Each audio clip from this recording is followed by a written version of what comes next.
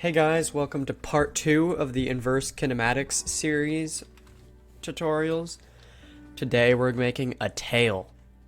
So make a bone and in edit mode, bring this end down to about here and extrude it 2 more times in the same direction.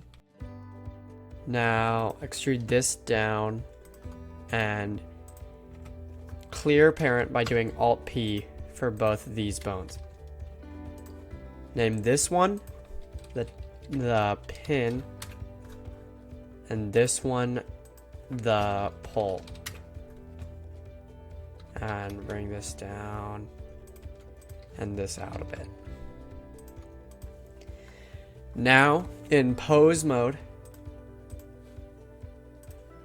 give this bone inverse kinematics and make the target the pin and the pole target the pole. A chain length of 2 maybe. Oh, give this a slight bend in the edit mode like this. It should work now. Yeah, so now you've got like a joint, and this will flip it backwards and forwards like this, or side to side, either way. So now what we're gonna do is in the viewport display of the object data properties, make this B-bone and give these ones multiple segments. I'd say 5 for each. And now you've got a tail. Let's see if it works with like a cylinder.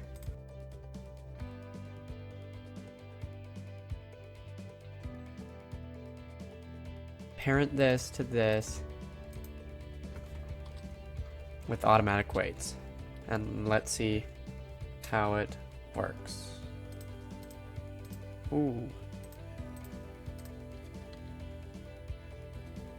I mean, kinda good. You'd have a more detailed mesh than this, but yeah, it works. And it turns around with this, so you got a tail. Next time we'll be doing arms, so stay tuned for that, and we'll see you guys then. Bye.